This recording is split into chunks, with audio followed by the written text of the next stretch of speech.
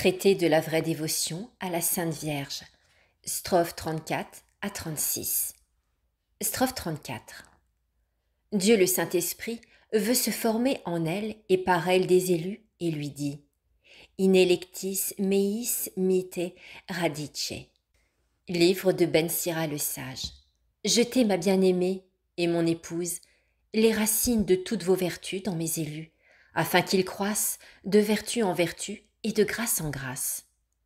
J'ai pris tant de complaisance en vous lorsque vous viviez sur la terre, dans la pratique des plus sublimes vertus, que je désire encore vous trouver sur la terre, sans cesser d'être dans le ciel.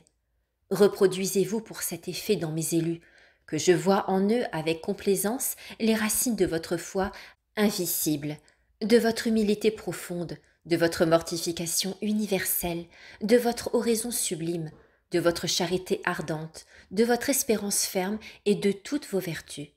Vous êtes toujours mon épouse aussi fidèle, aussi pure et aussi féconde que jamais. Que votre foi me donne des fidèles, que votre pureté me donne des vierges, que votre fécondité me donne des élus et des temples. Strophe 35. Quand Marie a jeté ses racines dans une âme, elle y produit des merveilles de grâce qu'elle seule peut produire parce qu'elle est seule la Vierge féconde, qui n'a jamais eu, ni n'aura jamais sa semblable en pureté et en fécondité.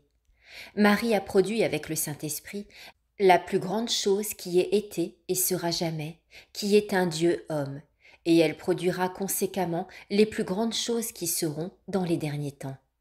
La formation et l'éducation des grands saints qui seront sur la fin du monde lui est réservée, car il n'y a que cette Vierge singulière et miraculeuse qui peut produire en union du Saint-Esprit les choses singulières et extraordinaires. Strophe 36. Quand le Saint-Esprit, son époux, l'a trouvé dans une âme, il y vole, il y entre pleinement, il se communique à cette âme abondamment et autant qu'elle donne place à son épouse. Et une des grandes raisons pourquoi le Saint-Esprit ne fait pas maintenant des merveilles éclatantes dans les âmes, c'est qu'il n'y trouve pas une assez grande union avec sa fidèle et indissoluble épouse. Je dis indissoluble épouse, car depuis que cet amour substantiel du Père et du Fils a épousé Marie pour produire Jésus-Christ, le chef des élus, et Jésus-Christ dans les élus, il ne l'a jamais répudiée, parce qu'elle a toujours été fidèle et féconde.